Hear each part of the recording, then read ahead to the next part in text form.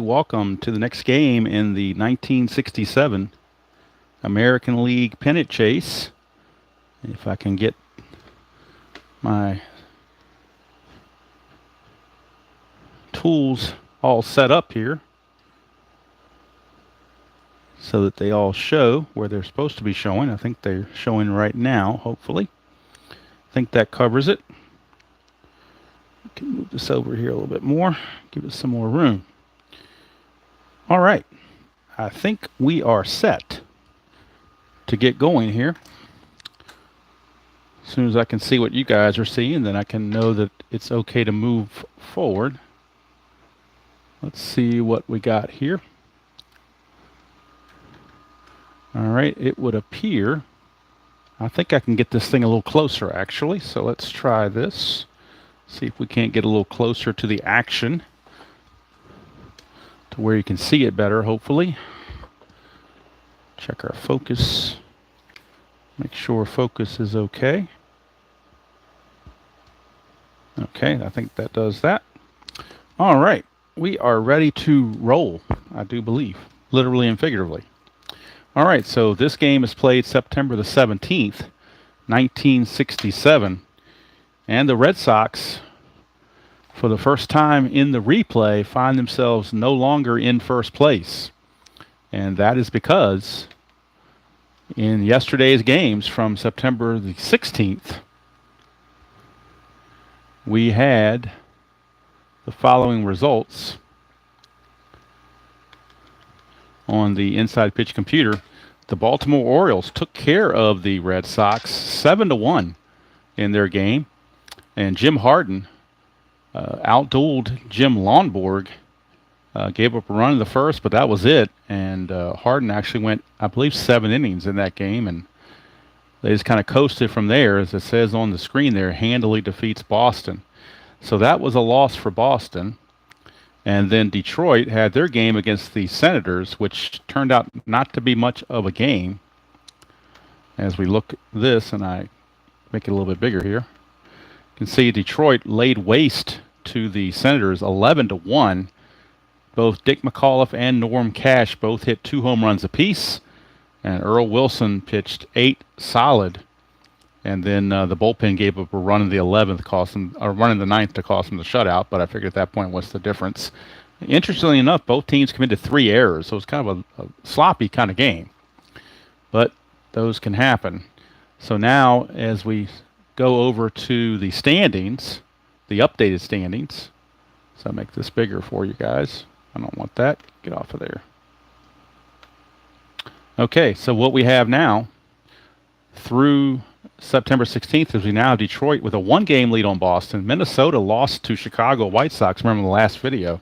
So they have fallen 6 games back. If they fall any further, I'm going to boot them out of the replay too, and we're just going to have a 2-team playoff. The actual standings through September 16th look this way, where Detroit had a 1-game lead on Boston and a 1-game lead on Minnesota. So right now it's currently about the same, but Minnesota is dragging their feet quite a bit. So we're hoping that Minnesota can kick it back in gear and make this thing a 3-way competitive game or race, and not just have a 2-way race, because that's not really much fun. We'd rather have the 3 teams involved as much as possible.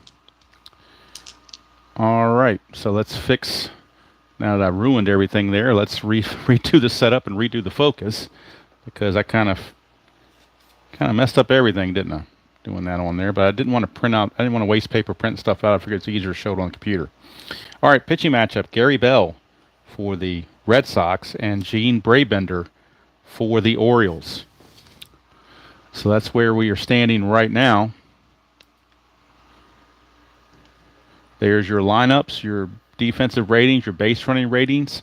The Orioles actually won this game in real world 5-2. So Red Sox trying to avoid that fate, because they want to keep pace with the Tigers, who have one more game against the lowly Senators. So you kind of have to figure the odds are the Tigers are going to win that game. So Boston needs to win to stay afloat, so to speak. So we will get things going here. Starting lineup, as I said, are right here. So Aparicio will lead things off for the Orioles against Gary Bell, 13-13, 3.31 ERA. He was a midseason acquisition from the Cleveland Indians. So I think everything is showing up about as good as I can get it. So we'll go with it. Could probably, actually, you know what? I could probably lower this thing even further. Let's try this. See if we can't get a little bit closer up on the cards. And I think that might be better, actually. Yeah, I think that's the ticket right there. Hello, Marlon. How you doing it? Definitely watch RJL Network. Robert, RJL Network. He's the guru of this game. So he has a lot of slow playthroughs. They does before every replay, does a real slow playthrough with explanations, like a 2-hour video. So I would definitely check him out. All right, so Gary Bell to Luis Aparicio, and we're underway. We get a 4-6, and for Gary Bell, that's a strikeout chance, but that's an 18, way too high. Aparicio's not going to strike out. 3-5, and we get a pop up to third, so he's going to pop it up. Will Aparicio to the third baseman, Jerry Adair, and there's one away. So here is Kurt Blefary. And something's not right with this. Let's fix that. Okay. All right, so Bell to Blefary.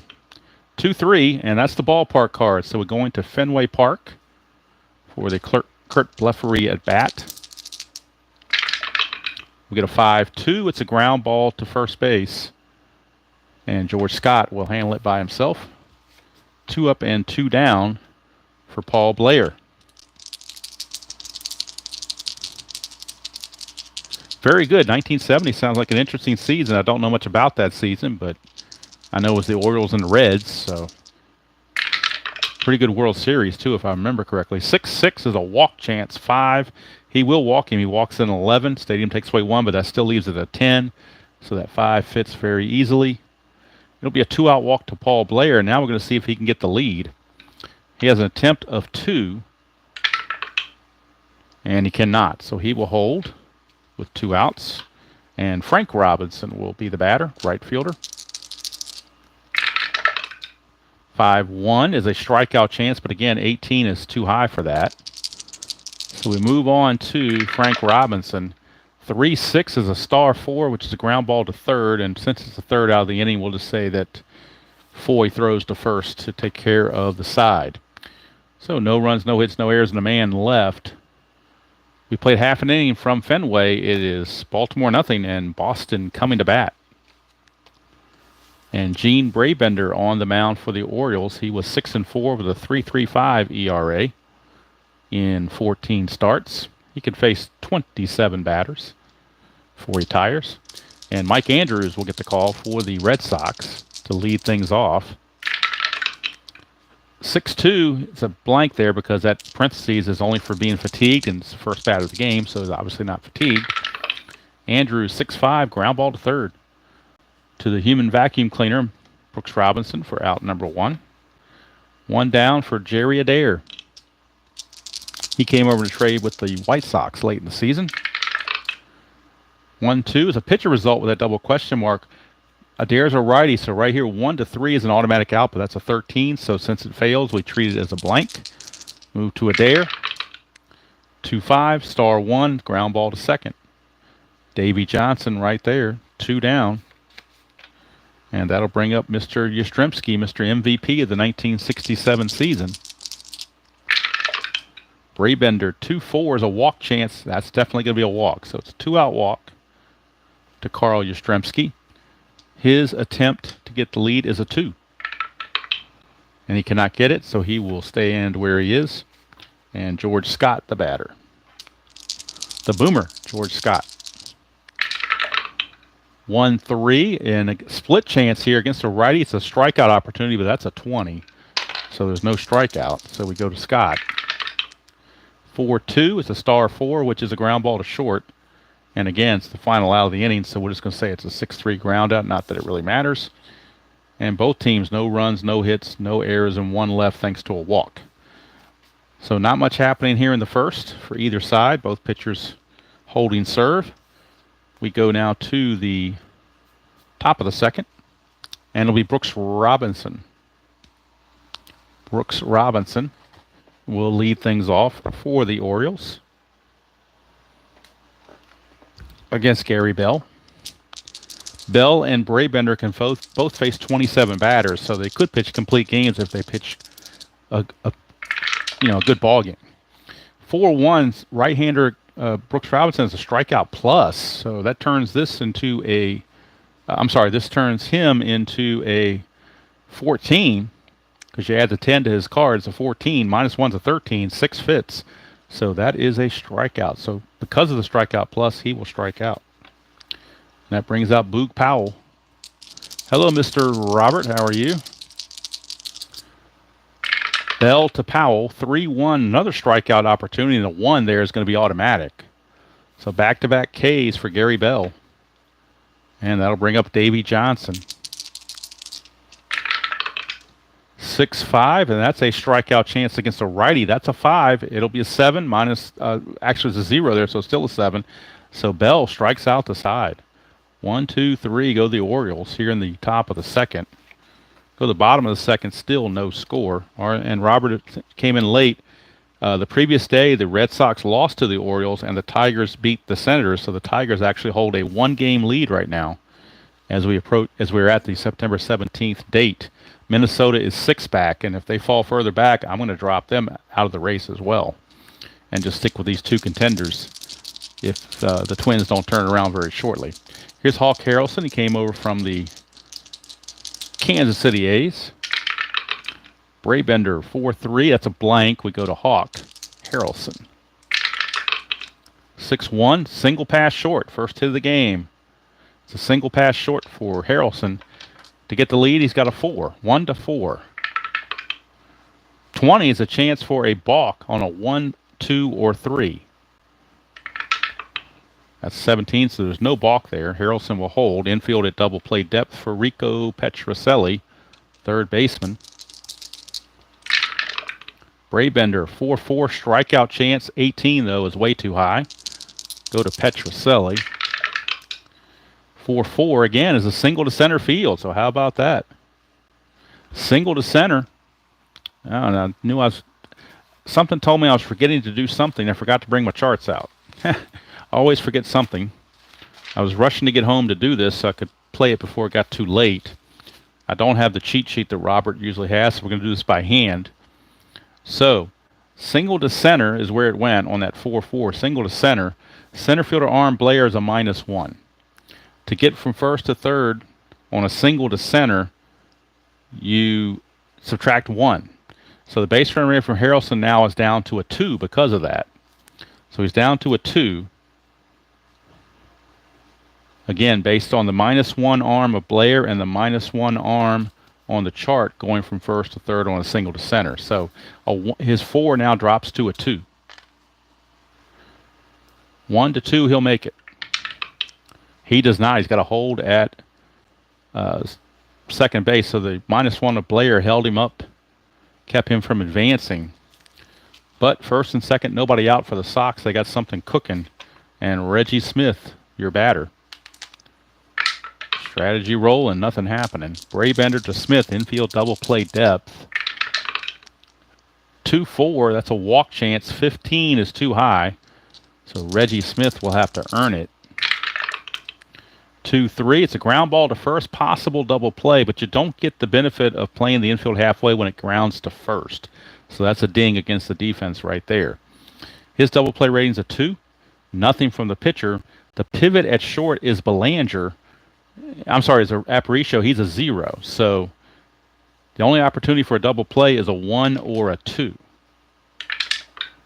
That's a 6. It could be runner advance. So Reggie Smith grounds it to first, but Boog Powell's only play is a step on the bag for out number 1. And the other 2 runners will advance to second and third for Elston Howard. Now we got some interesting strategy here.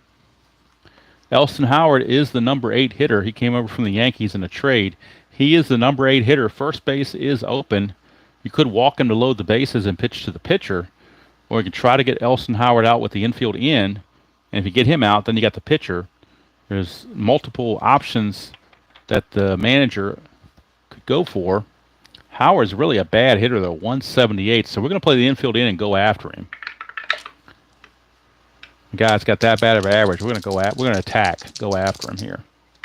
So Brabender, 1-2 is a pitcher result. 1-3 is going to be an automatic out, but that's a 17. So Howard will bat.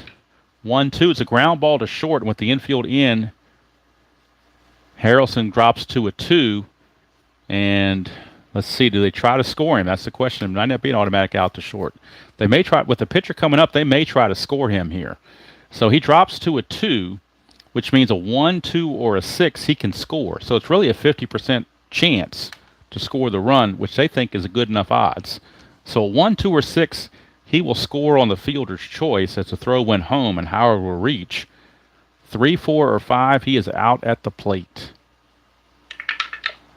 He is out at the plate. So they tried, but it just didn't work out for him. It's going to be a 6-2 ground out as Aparicio fields it and throws to the catcher Echebarren for out number 2. Petrocelli will take third on the throw. And, of course, Elson Howard will reach on the fielder's choice. So hopefully I did that correctly, Robert. I'm assuming I did. With the infield in, Harrelson drops to a 2, and we roll to 3, and he would only score on a 1, 2, or a 6. So I'm hoping I did that correctly. I think I did. So we will go on with it now with Gary Bell, the pitcher. 2 outs and 2 on. Runners on the corners. 20, so it's a chance for a balk again on a 1-3. That's a 1, so Brabender balks in a run. So he did all that stuff to prevent a run with the infield in, and he turns around and balks in a run. Go figure. A balk. That evil D20 balks on a 1-3, and he balks on that 1. So the Red Sox lead it. Red Sox lead it 1-0, and we'll strategy roll again. Brabender to Bell. 4-6 strikeout chance, and he does not get him. He only strikes out to 15. That's a 20. So Bell gets to swing it. 5-4, and that's a ground ball to third. It's finally going to end the inning as Brooks Robinson takes care of it. So they get a run on 2 hits, no errors, and 1 left. At the end of 2, it is the Red Sox 1 and the Orioles 0. Gary Bell back out. And he will be facing, fix the focus, okay? Something got in the way of the focus. Let's try to fix that then. How's that? Is that okay now? Does that look better? Hopefully. Hopefully. All right. So Andy Echebarren is your batter. Bell 4-3, strikeout chance against a righty, but 19 is too high. We go to Echebarren. 2-6, he's going to fly it to right field. So Echebarren is out of there on a fly to right. And here's Brabender. He hit .071 on the season. 3-2, and that's a strikeout chance, and he got him. So that's 4 strikeouts in the last 5 batters for Gary Bell. So he's doing very well for himself. Here is Aparicio. 5-1, another strikeout chance. 5 does not get him. He's only a 4. So Aparicio hanging tough. 4-4, ground ball to second. And that's going to end the inning. It's a 1-2-3 inning once again for Gary Bell. He has retired 7 in a row. And the Red Sox lead at 1-0 going to the bottom of the 3rd. Brabender. Facing the top of the order, Mike Andrews, Jerry Adair, and Carl Yastrzemski. 3-2 is a strikeout plus to the right-hander Andrews. So his 7 becomes a 17. That 11 fits. And it's a strikeout. Andrews is out of there for Jerry Adair. Hello, Gary. How you doing? Brabender, 4-6, a strikeout chance, but 18 is too much. Go to Adair. 5-3 is a star 4, which is a ground ball to short. So 2 down. And that brings up Captain Carl. Walked his first time up. Hello, Jimmy Jam. How you doing? Braybender to Captain Carl. 2-6 is a strikeout chance, but 16 is way too high for that. Go to Captain Carl. Hello, Larry. Good to see you. Captain Carl, 4-6 split chance against a right-hander. He grounds to first. Handled by Boog Powell, and it's a 1-2-3 inning for Braybender. And at the end of 3, it is the Red Sox 1, the Orioles nothing. Red Sox have to win. They have fallen a game behind Detroit, so they need to keep pace because Detroit's most likely going to beat Washington again in their game later today or later on this date of September 17th. So with roughly about 2 weeks to go, they don't want to keep falling behind. So here's Gary Bell to Blefary. 6-6 is a walk chance. 5 will walk him. So Kurt Blefary, the leadoff walk to Blefary. His attempt is only a 1, so that's the only way he gets the lead. And he can't do it, so he will stand fast. For Paul Blair, infield at double play depth. For Gary Bell. 4-5, it's a home run question mark. Right-hander 1-7 passes, but that's a 13, so there's no home run chance. But Blair will swing. 1-5, it's a power result to center field against a right-hander. Goes to 8. That's a 4. That'll be a single to center field. Single to center field for Blair. And again, we take out our charts. Going from first to third on a single to center field, you lose 1. So Blefary is a 3, drops to a 2. And then the center fielder arm, Reggie Smith, is a 0. So a 1-2, and he will make it to third base. He does. So how about that? Blefary with the Jets. Turns on the Jets and gets to have it where runners are at the corners and nobody out. And now Blair has a chance with the 1 or a 2 to get the lead. He does not.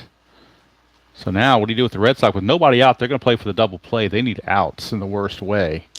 Frank Robinson, pretty good double play candidate. So they're playing back for the double play. 3-1 strikeout. That would help even more, but it does not get it. And Robinson will swing. 5-1. Pops it up to short. Infield fly rule. That certainly helps out Boston big time. That 5-1 has a P6 right there.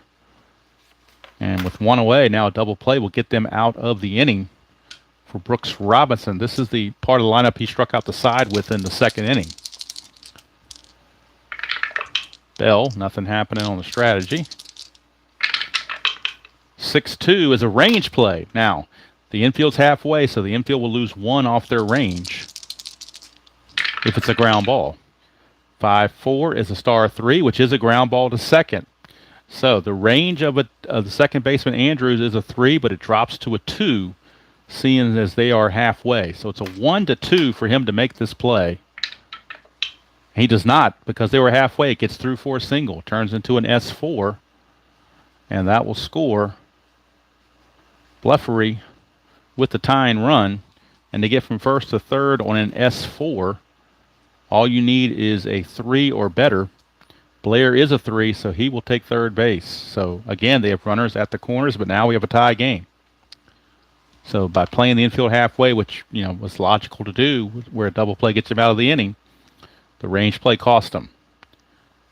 So that brings up Boog Powell. Brooks Robinson does not have any attempts to go anywhere, but we will roll for potential pickoff.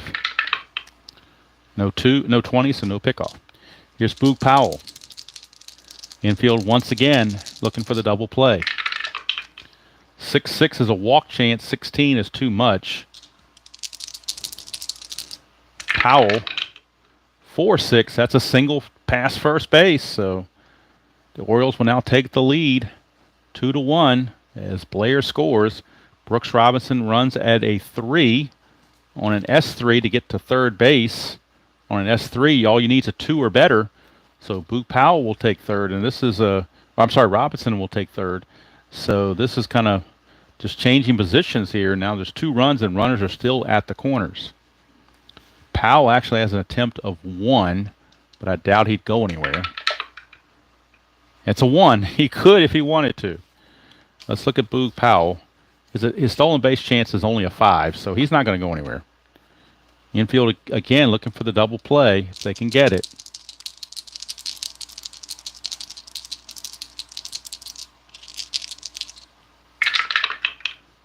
2-1. Possible error on a throw. Johnson, 6-5. That's a single to third. Possible error on a throw. Now, let's see if there's an error on the throw. That's a 4. The third baseman, Adair, is an 11. That's an error on a throw. So, if we look at the chart, error on a throw with a single is a number 9. Number 9 says infield single with 1 extra base on bad throw. Otherwise, everyone only gets 1 base total. All right, so we're checking the receiver. And in this case, we got to figure out whether he's throwing it to second or throwing it to first. Don't know that. So Johnson's a 2, and halfway is a 3. Pivot is a -1 is a 2. So 1 to 2. Nope, he's throwing to first because he didn't. Well, actually, they're going to throw to second anyway because they'd be trying for the double play. So that's what makes the most sense. So the receiver at second, his range is a 3. Andrews is a 3. We just rolled for it, and he stops it. So it's just going to be an E5 on Adair on the throw.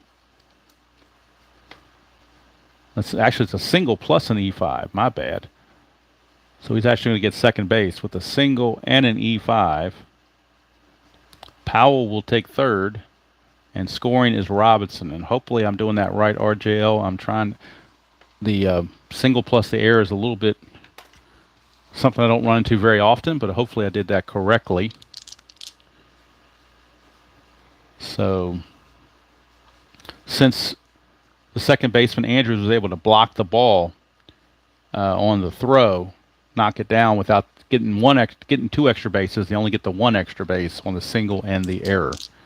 So E5 on Adair, and now that'll bring up Andy Etchebarren with runners at second and third and only 1 out. The infield has to come in. It's now 3-1 Orioles, so this could get away from the Red Sox very quickly. Infield is in. They got to choke that runoff. 4-2, and he's not tired, so there's no single there. 5-5, ground ball back to the pitcher. And since the run on third, Powell, is a 2, it's assumed to go, the infield's going to be in when it goes to the pitcher. They were playing in already anyway, so he's a 0. He cannot score. So they'll throw to first, get the out, and now there's 2 away. And that'll bring up the pitcher, Gene Brabender, so Bell might be able to get out of any worse problems. Bell to Brabender, but the damage is already done with 3 runs. 5-4 is a walk chance, 16 too high for that. Brabender, 2-5, is going to fly to center. So the Orioles send 8 to the plate. 3 of them score here in this 4th inning on 4 hits. So 3 runs, 4 hits, 1 error, and 2 left. So we go to the bottom of the 4th. All of a sudden, it's the Orioles in the lead now, 3-1. How the tide has turned. Hello, D. Scott. Tigers are loving this. The Tigers are definitely loving this. Here's George C. Scott. 1-1, automatic out to a right-hander. So Brabender gets the automatic out. It's a ground ball to Brooks Robinson. 1 away. And here comes Hawk Harrelson. Brabender. Okay, I'll go with Brabender. Bra like a woman's undergarment. We'll go with that. Brabender. All right, 1-4. Hit by pitch chance. And that's a 6. He's a 0. -6, so no hit by pitch. Thank you for that, D. Scott, by the way.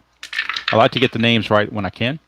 6-1, single pass short, so Hawk Harrelson is 2 for 2. His attempt is a 4.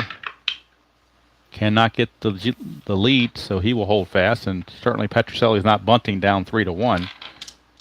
Infield is halfway. Brabender, 6-3, range play. So since they're halfway, the infield loses 1.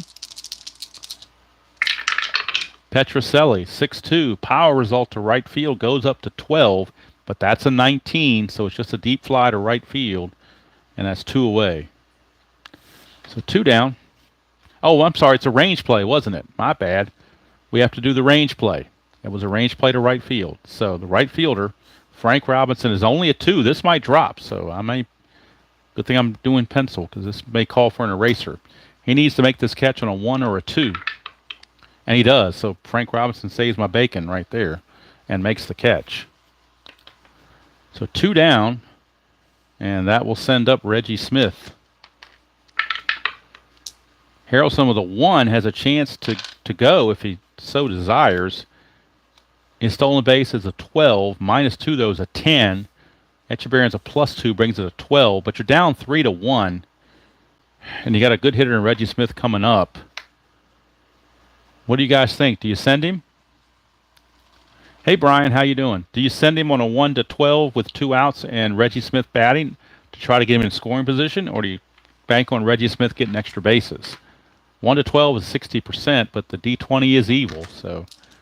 And you're down 3-1, so I'm not sure what you want to do with that. It's a tough call. I could rationalize going either way on that. Normally down 3-1, I wouldn't steal, so I think I'm just going to have Reggie Smith swing away. And we'll keep Hawk where he is. And Robert says hold him, which is what we will do. All right, Brabender, 6'5", home run question mark, but against the lefty, it's a 0. He gave up no home runs to left-handers. So Reggie Smith can't hit the home run, but he can swing. 6'5", grounded to first. Going to end the inning, so whether we send him or not really didn't matter. No runs a hit, no errors, and a man left.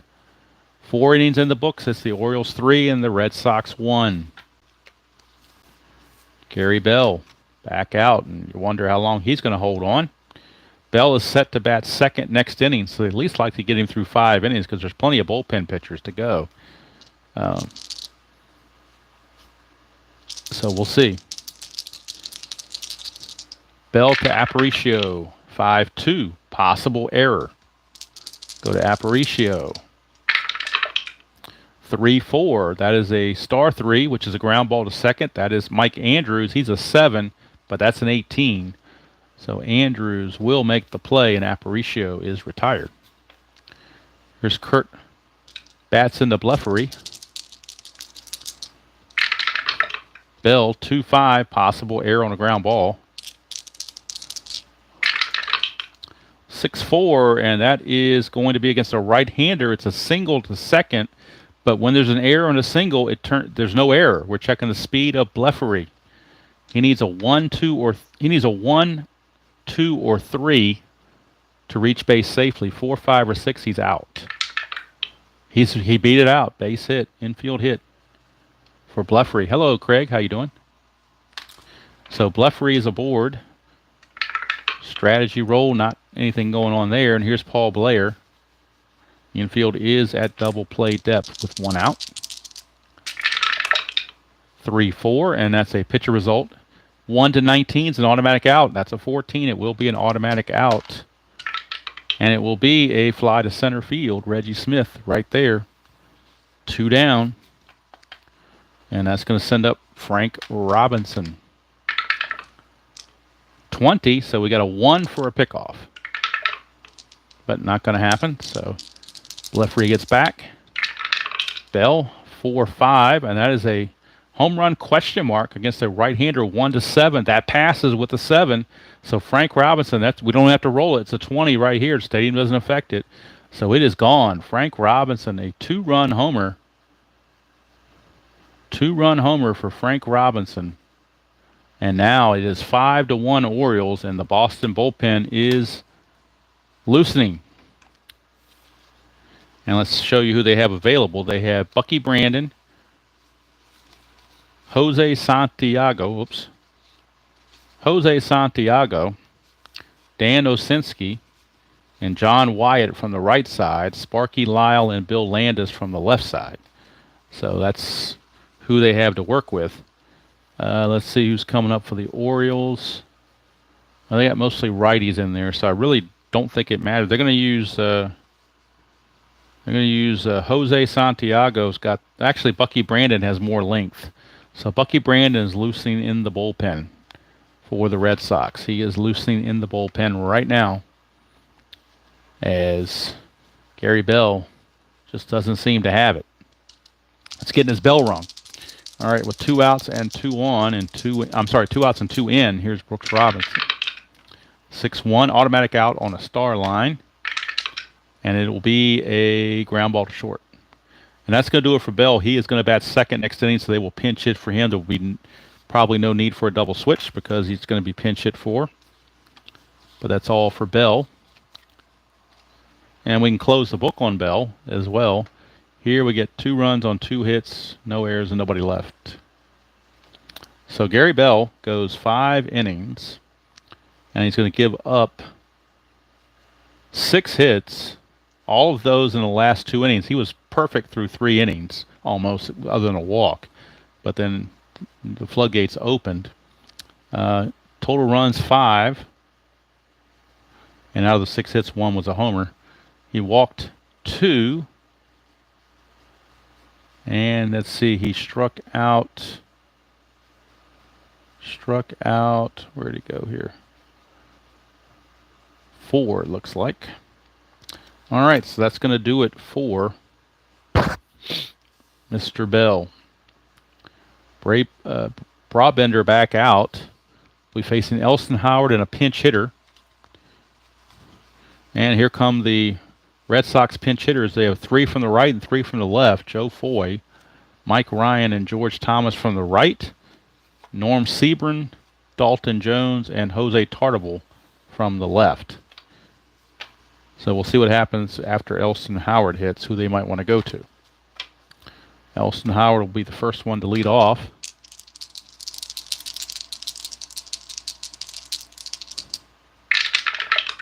Brabender, 6-1 is a walk chance, and that's a 1. It will be a walk.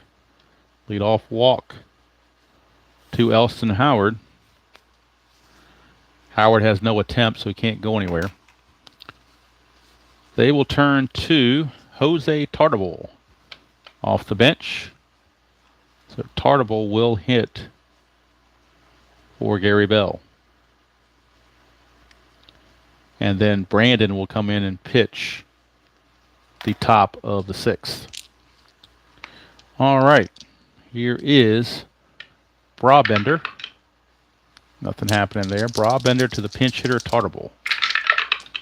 6-1, walk chance. 2 is going to walk him, so that's back-to-back walks. Don't want to do that when you're ahead 6-1, or 5-1 rather. Give up those free base runners. Tartabull runs at a 4, by the way, so keep track of his running. So first and second, nobody out from Mike Andrews, top of the order. Game is never over at inside pitch, and most likely never over at Fenway either. Brabender, nothing on the strategy roll. Infield halfway for the double play. 3-6, that's an automatic out against a right-hander. And the out will be a ground ball to third. Now we got to look and see what kind of a ground ball it is. With runners at first and second, we use this chart. 1-2, it's toward the line. 3-4, it's right at him. 5-6, it's in the hole. So it's towards the line. So if there's going to be a double play, Brooks Robinson will have to step on the bag and then throw to first. That would be the play. So let's check the double play rating. Andrews is a 3, halfway is a 4. There is no pivot.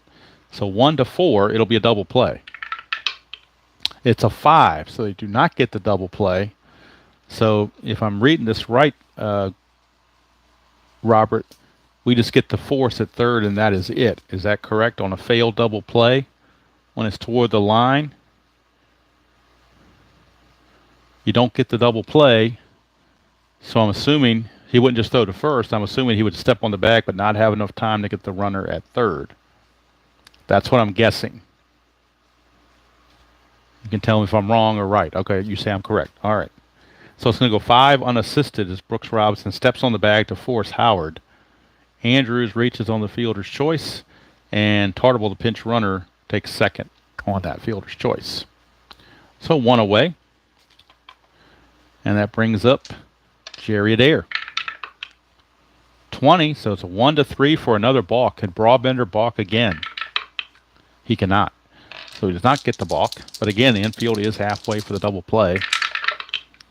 1-4, hit by pitch chance. He's a 5, but a -6 takes care of that. And now we look to Adair. 1-5. Star 3 is a ground ball to third. We're in the exact same situation we just had. Going right back to the same result. Ground ball to third with runners at first and second. So again, we're checking to see where it's hit. 4, so it's hit right at him. So we have a choice. Take the automatic force or try for the double play. Adair is a 3 double play, so they're going to try for the double play. He's a 3, halfway is a 4. The pivot at second base, Davy Johnson, is a 0. So 1-4, and they turn the round the horn double play. And they do. 5-4-3 around the horn. Double play. The human vacuum cleaner takes care of things, and the Red Sox are out of there. No runs, no hits, no errors, and 1 left. At the end of 5, it is Baltimore 5 and Boston 1. And now Bucky Brandon will be your new pitcher for the Red Sox. He was 5-11, 3 saves, and a 4.19 ERA. He can face 9 batters. So they wanted somebody with some length. So that's why they're going to Bucky Brandon. Make sure all these charts didn't cause any problems. I don't think they did. Okay. We will sally forth. The leadoff man is Boog Powell, rather. So Boog Powell will lead things off. It'll be Powell, Johnson, and Etchebarren. Brandon, 1-3, strikeout 10, and he got him. He strikes out in 11. Stadium doesn't change anything, so Powell out on strikes. 1 away, and here's Davy Johnson, second baseman. 2-4, and that's a possible error. Go to Johnson. Hello, Doug. How you doing? Go to Johnson. 1-4 is a single to left. That's a 7. Left fielder is Bleffery. He is a 7, so that'll be a single plus an error. And that'll put the runner at second base. Single plus an E7, because that's a 7, and Bleffery is a 7. So single plus an error to left field.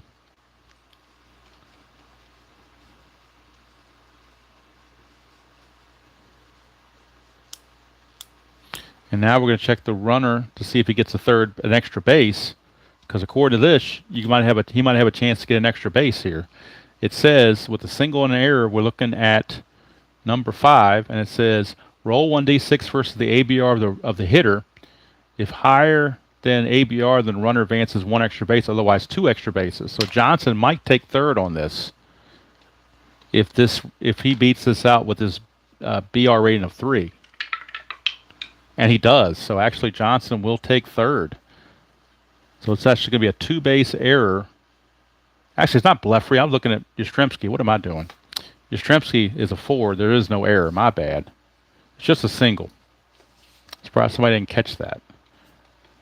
Just a single, because obviously Bleffery's batting with the Orioles, not in the field. Yastrzemski he's only a 4, and we rolled a 7. So Davy Johnson will just hold with a single. There is no error. So ignore the man behind the curtain on that one. There was no error, RJL. There was no error because I misread it. I missaid that it was Bleffery, but it's really Yastrzemski. He's only a 4, and I rolled a 7, so there's no error. So I corrected that. So Johnson's at first with 1 out. And nothing happening there. Hello, Ben. How you doing? Jeremy, nice to see you. Brandon, 1-1. Wild pitch. That's a 3. It's definitely going to be a wild pitch. So Johnson will take second on the wild pitch. And now we'll try it again. 6-3, strikeout chance 7, and he got him. So Etchebarren out on strikes for out number 2. Coming up quick for me too, Ben, but I didn't get home until 8:15 local time here in the East, so I had to set this up as quick as I could. I was going to record this and do a premiere, but I thought on Sunday night, especially since Robert does his in the morning, this would be a good time to do a live stream. So next video will be Tuesday night. It'll be a live stream of the 1973 All-Star Game directly after RJL finishes his inside pitch game. Hello, Ron. How you doing? All right, so Brandon now will pitch to Brabender, who was 0 for 2. 6-6 range play, so Brabender might even reach on a range play. 3-4, that is a fly to right field. We're checking Hawk Harrelson. He is a 2, so that could be trouble. 1-2, he needs to catch this. He does not. It's going to drop in, single or double. It's a double. How about that? Brabender, a double on a failed range play from Hawk Harrelson, and the Orioles now lead it 6-1, and the Tigers are having a field day. Watching the scoreboard. So all this with 2 outs now. Brabender is obviously not going anywhere. Or Brabender. I keep want to call him Brabender. 4-3 is a strikeout chance. 6 too high. We go to Aparicio. 5-1. Single pass third. So how about that? I don't think Brabender can score, though, because only with 2 outs, only runs at a 2. And to score on the S5 from second base, score on the S5, you need a 5. So he has to hold at third base even with 2 outs. So runners are at the corners with 2 outs. Aparicio is a 4. But I believe strategy rolls are now off. Strategy rolls are now off because it's a 5-run deficit. So we're going to eschew the strategy roll. Brandon, 6-6 range play. Once again, another range play. 1-2 is a star 1, which is a ground ball to second. We're checking Andrews. He's a 3. He's got to make this play to avoid further damage. Whoops. Got to make this play to avoid further damage. He does not. It gets through for a base hit. Single pass second base. That'll score. Brabender from third. Louis Aparicio will take third on the play automatically with 2 outs. It becomes a 5, so he reaches automatically. 2 runs are in. Brandon has given up 4 hits and 2 runs in his 1 inning of work, and he can't get that final out. Going to try to get Blair. 5-1 possible. Error on a throw. Blair, 5-1. Liner to third, so that's going to finally end the inning. But damage done. 2 more runs for the Orioles. They take a 7-1 lead. 2 runs on 4 hits. No errors and 2 left. So Brandon, he's just going to go 1 inning. I mean, he got shelled. 1 inning, he gives up 4 hits and 2 runs. And he faced 7 batters. He only faced 9. So he did strike out 2. I mean, that was the lone bright spot. But now they give him Brabender a 7-1 lead to work with. And it's a long road back for the Red Sox. They do have action in their bullpen. And let's see who they've got loosening in the bullpen now. It will be Jose Santiago. Mostly a starter, but at the end of the year they put him in the bullpen. So there he is. Jose Santiago is in the bullpen. Loosening. All right, Brabender to Yastrzemski. 3-5, strikeout chance. 1, he got it. So even Yaz can't catch a break on the D20. 1 down for George C. Scott.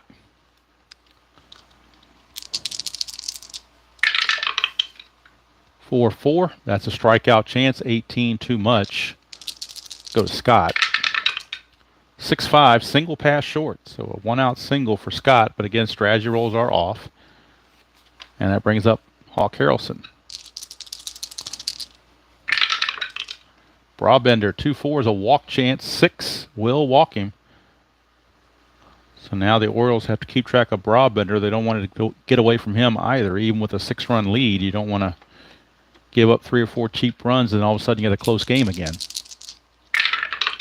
Brabender, 5-6. Range play at the park. Haven't been to Fenway very often, but we're going back again for a range play.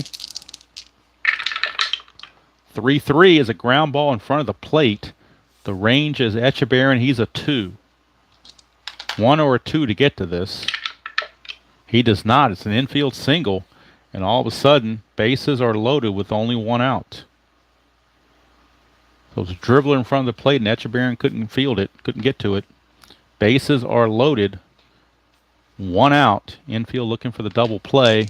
And Reggie Smith, who's got some power, is at the plate. 4-6. Strikeout chance. 8. Got him. Big strikeout for Brabender. 2 down, and here's Elston Howard. It's not the 7th inning yet, so we're going to let Howard hit. Not going to do any changes till the 7th. Brabender, 4-4 is a strikeout, but 20 is too much. Howard, 2-5, ground ball to short. That's going to end the inning. So the Red Sox leave them loaded. No runs, 2 hits, and they left on 3. We completed 6, and it's still the Orioles 7 and the Red Sox 1. And Jose Santiago is going to be your new pitcher, but there will be a double switch. Hold your ears, Robert. Don't look. Don't listen. Don't look. Because the pitcher spot will lead off the next inning. So we're going to have a double switch so that Santiago can stick around. So let's see who... Well, Austin Howard made the last out, so they're going to bring in Mike Ryan to catch. Mike Ryan will catch and bat 9th. And the pitcher spot, Santiago will hit 8th.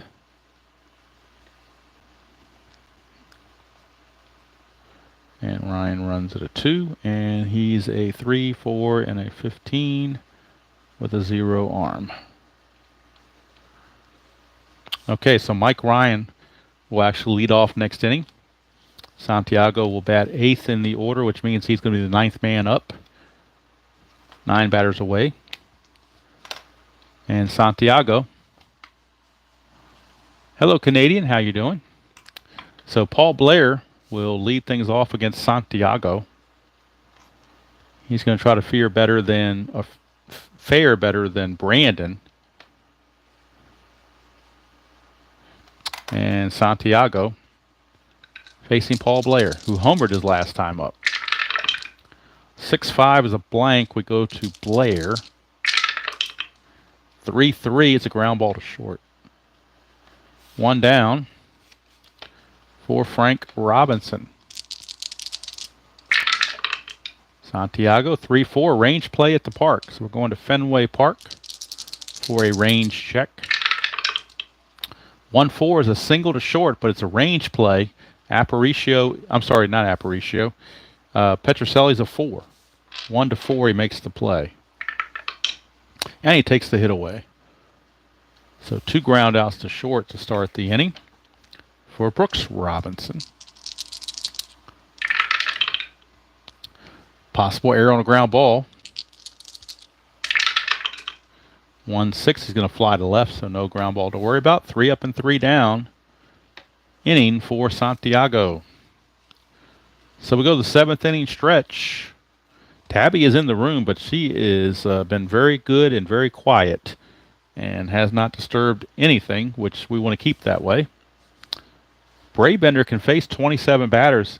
He's getting ready to face batter 27 right now, but he is set to bat 3rd next inning, so Orioles do have bullpen activity. Let's see who the Orioles have available out of their pen. They do have Wally Bunker. They have Mo Drabowski. They have Stu Miller and Eddie Watt from the right side and Pete Rickard from the left side. So just a matter of who they want to go to out of the bullpen in case he falters. And it appears that Eddie Watt is loosening in the pen. So Eddie Watt is in the bullpen for the Orioles just in case Brabender runs into issues. And he's going to be facing Mike Ryan. Came in on the double switch. Hello, Steve. How you doing? Yes, go ahead, Steve. If I could hear you sing, that'd be wonderful. I don't have a ukulele or anything, and Tabby is on the floor. She's not really participating, so, you know, I don't know.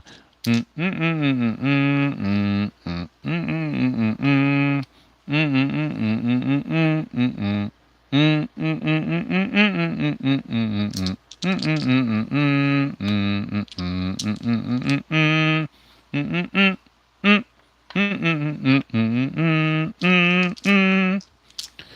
seventh inning stretch was brought to you by Charlie Brown's teacher. All right, Steve, don't look at the score. You don't want to see the score, Steve. It's not a good score. Not a good score at all. 7-1. But it's in Fenway, so anything can happen. Broadbender down to his final batter before he gets tired. 4-6 is a strikeout, and he got Mike Ryan out on strikes. Now he is tired, so if he hits a parentheses roll, he has to come out. And Mike Andrews is your batter. We are in the seventh inning, so if I feel that a pinch hitter is worthy, we will bring him on. Broadbender, 4-6, strikeout 7. Got him right on the number. So Broadbender trying to finish in style. Gary Adair, 271 hitter, so we're not going to pinch hit for him. 3-3, ball one on a wild pitch. Go to Broadbender. 4-1 is a strikeout chance, 13 too much, so Adair gets to swing it. What will he do? 5-2 is he's going to ground it to short. So 1, 2, 3 inning, and that's going to be it for Broadbender. They will go ahead and pull him because he's going to be pinch hit for, so there won't be any need for a double switch for the Orioles because he's going to be batting. He will be batting third in the inning. So that's it for Broadbender. Eddie Watt would come in the bottom of the eighth. Jose Santiago to 1, 2, 3, seventh inning, so he will stay in the game. Broadbender is done. We need a pinch hitter for the Orioles.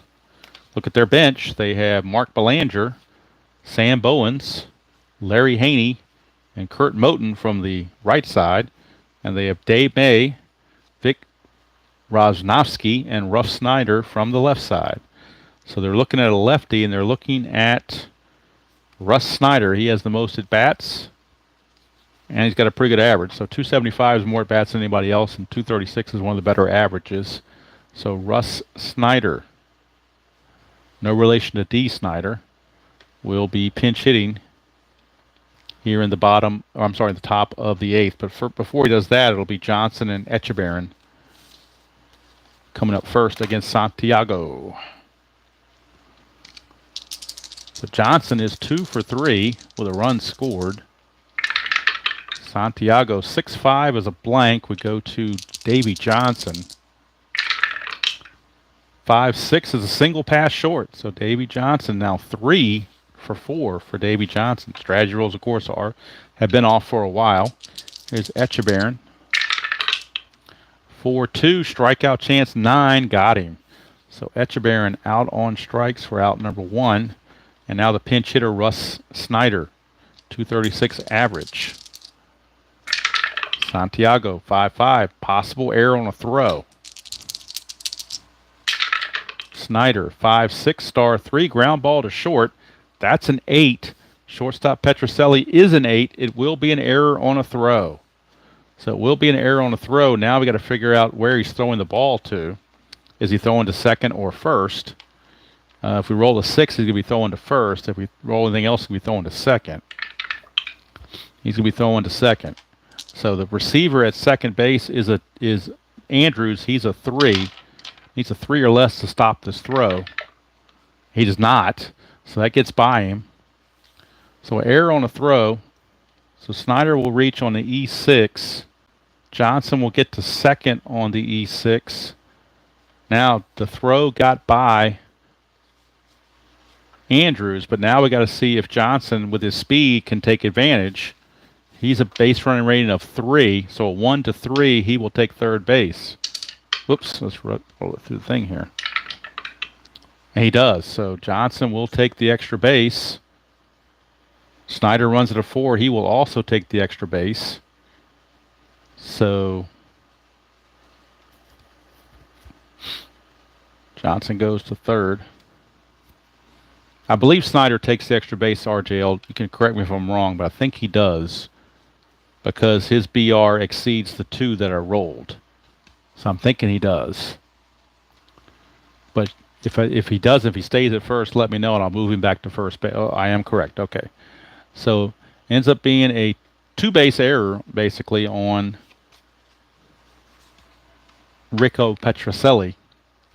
And that is the second error of the game on the Red Sox. One by Petrocelli and one by Adair. Infield is in now, second and third, and only one out for Aparicio. 4-2 is a strikeout chance. 11, though. Aparicio doesn't strike out much. 3-6 is star one. It's a ground ball to first. Johnson's a 3, which brings him down to a 1. So he would score on a 1 or a 6. Anything else, he'd be out, so he's going to hold. And George Scott will take it to bag himself after he freezes the runner. So 2 down for Kurt Blefary. First base is open. They want to walk Blefary and pitch to Blair, but Blefary only 242, Blair 293. So they're going to pitch to, even though he's left-handed, they're going to pitch to him anyway. 4-4 is a walk. 9 didn't matter anyway. They walked him anyway. He's an 11, -1's a 10. The 9 still fit. So the bases are now loaded for Paul Blair. Talk about possibly blowing the game wide open if it's not already open already. 1-6 is a strikeout chance. 8 is too high, so Paul Blair gets the swing. 1-6, it's a power result to right field. That's an 8. That's a 4. It's a single to right field for Paul Blair. So let's see who scores. We know Davey Johnson scores automatically. The single to right.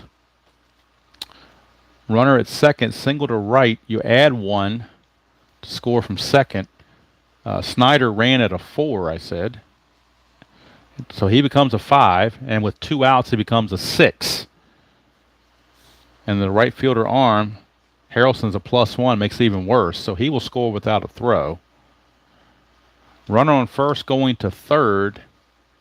You gain 2 on the single to right. Plus the 1 from Harrelson makes it a +3. Plus there's 2 outs, makes it a +4. So Blefary would then be a 7, so he would get third base automatically. So Paul Blair, a 2-run single, and the score is now an embarrassing 9-1. The Red Sox could be losing 2 in a row to the Orioles. And here's Frank Robinson. 3-6 strikeout, 6 finally got him to end the inning, but that's going to be it for Jose Santiago. He's going to go 2 innings, and they've seen enough of him. So let's see here. There is 2 runs on 2 hits, 1 big error, and they left 2 on base. So we go to the bottom of the 8th, and it is now a 9-1 game. And Eddie Watt will be coming on as your new pitcher for the Orioles. Let's do the numbers on Braybender. He goes 7 innings. Hits he allowed 2, 3, 5. Gave up 5 hits and just the 1 run. He walked 1, 2, 3, 4. Walked 4. And he struck out 1, 2, 3, 4. Struck out 4. And oddly enough, the only run he allowed, he balked in. He balked in a run. He balked in a run with runners at the corners in the second inning and 2 outs. He balked in a run. That's the only run he gave up. So not actually following real world of 5-2 Baltimore. It is now 9-1. I mean, it has Baltimore winning like they did in real world, but the score is definitely out of hand. All right, due up for the Red Sox. It is Captain Carl Yastrzemski.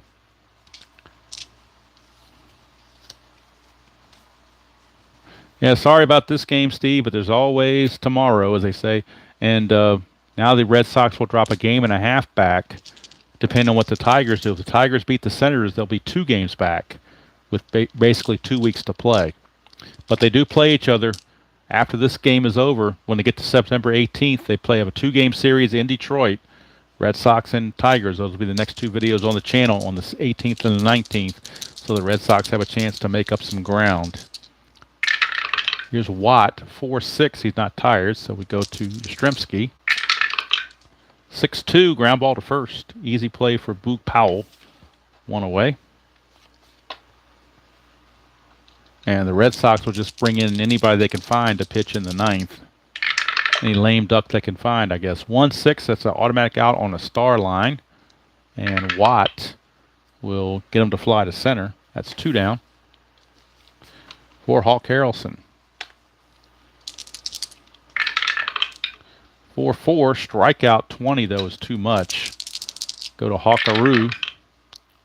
4-4 is a fly to center, and that's going to end the inning. So Eddie Watt, a 1-2-3 eighth inning. And we go to the ninth. It is still 9-1.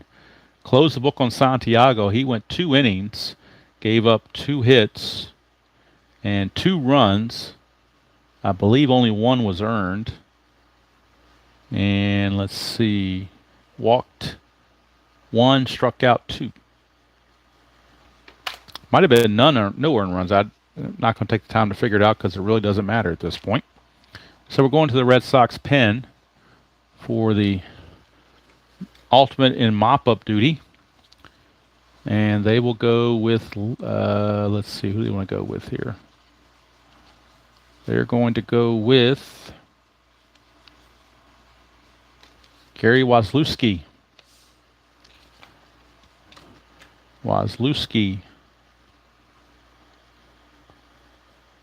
He will get the call. And he will face Brooks Robinson, Boog Powell, and Davey Johnson. 9-1, top of the ninth. 2-6 is a walk chance. 11 is too high. We go to Brooks. 2-4, single to center, and the hit parade continues for the Orioles. And that'll bring up Boog Powell. 1-4, range play at the park for Boog Powell. 3-6 is a double to center, but it's a range check for Reggie Smith. He's a 4. So 1-4, he will take the double away. And he does. So he saves a potential run right there, tracking that down in deep center. 1 down for Davey Johnson. Davey Johnson, the batter. On deck is Echeverria, and then they get to the pitcher spot. So we'll see if what they do with that. 1-4 is another range play at the park. 1-5 is a single plus to center field, but again, it's a range check for Reggie Smith, 1-4. And he takes the second hit away.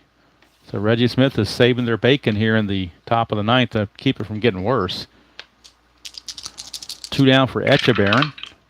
6-3, and that is another range play, but this one is not at the park. It's on Echeverria. 1-4, fly to center. It's another range check for Reggie Smith. Can he do 3 for 3? He does not. It's single or double. It's a single to center field for Echeverria. Brooks Robinson runs at a 3. With 2 outs, it becomes a 4. Reggie Smith's arms a 0. Single to center. First to third. You lose 1, so he's a 3 again. So 1-3. And he's in there. Now, with that being a 1, Echeverria has a chance to take the extra base. And he does. So Echeverria will move up on the throw. And Robinson will take third.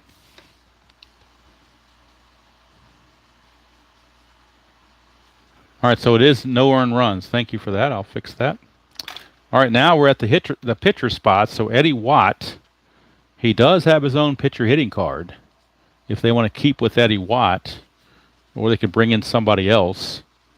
It really doesn't matter at this point. They're going to go and let Eddie Watt hit for himself with the score. And now Tabby wants to make noise right here in the ninth inning. She was quiet the whole time, and now she wants to make noise in the ninth inning. So Eddie Watt's going to bat. He will bat.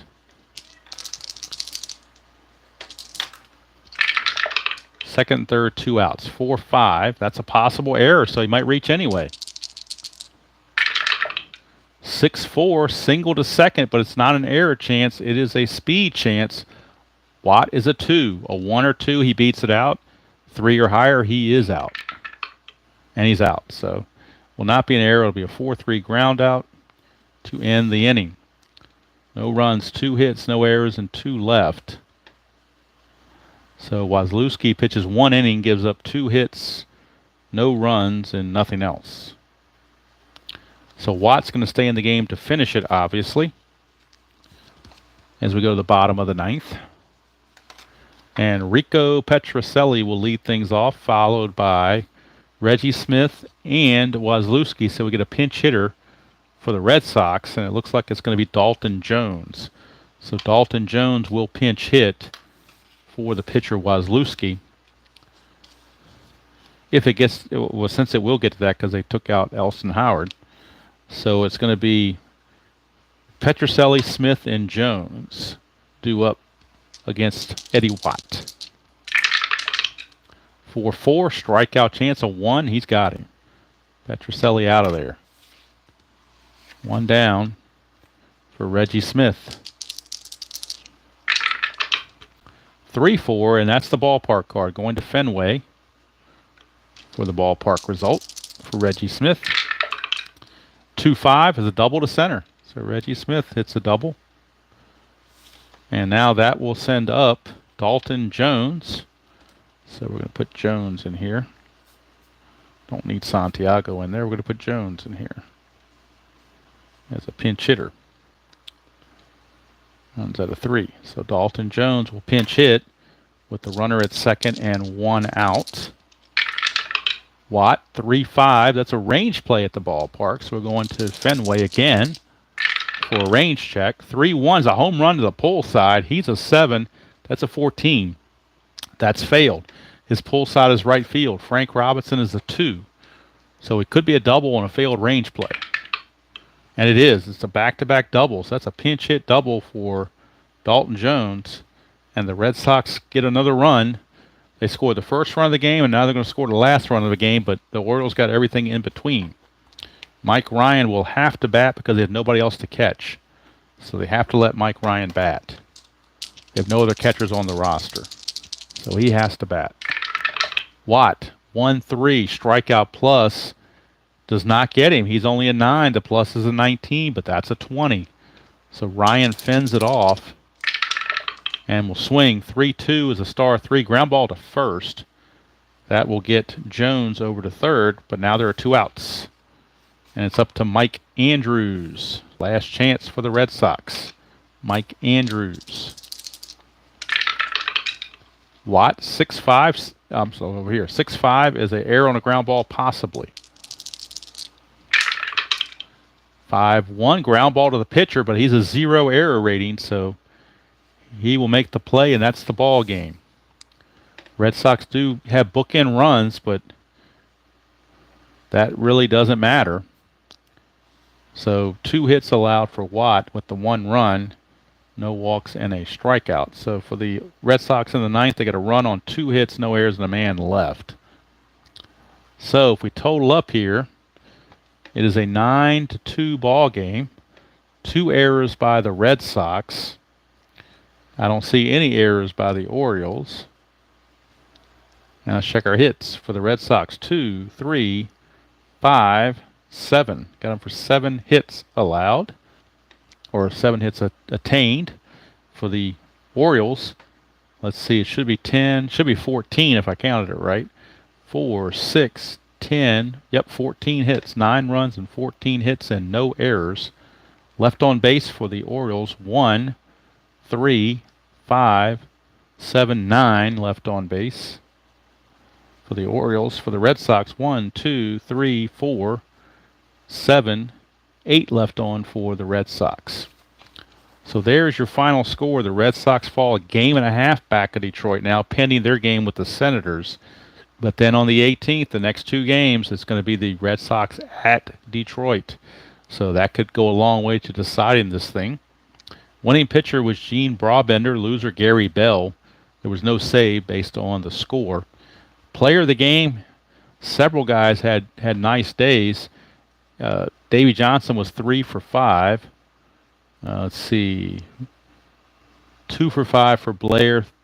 2 for 3 for Kurt Blefary. So you can take your pick there who you want as the player of the game, or you can give it to Brabender. Probably give it to Brabender. 7 innings pitched, allowed just 1 run to the Red Sox lineup. So Player of the game, we'll give it to this guy, Gene Brabender. He is your player of the game for the Orioles. So we'll update the standings. Let me update the standings here real quick. So I get to my Excel sheet. And we'll update the standings for everybody. So let's see here. Boston now 86 and 64.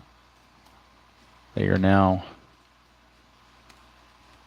game and a half in back.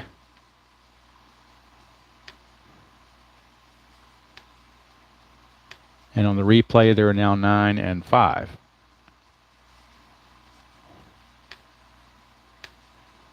Okay, so that's where we are right now for the rest of the up-to-date standings.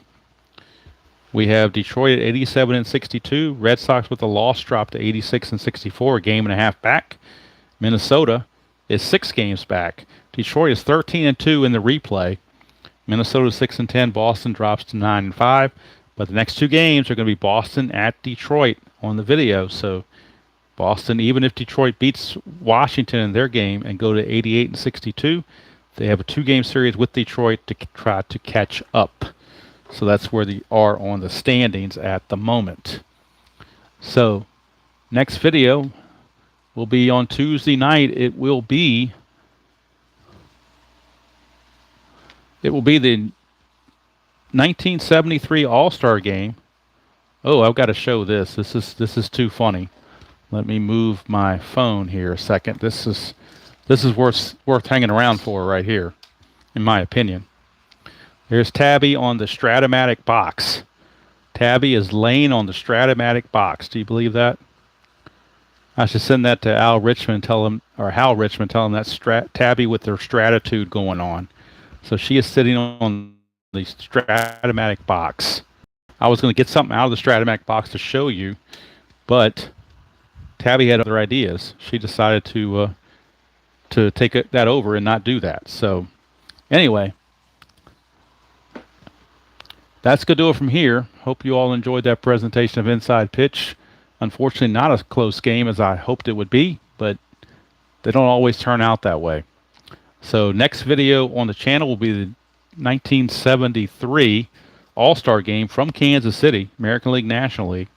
That'll be live approximately about 8:30 or whenever Robert finishes his Inside Pitch game for that day. So I'll try to jump on and have everything ready right when he finishes.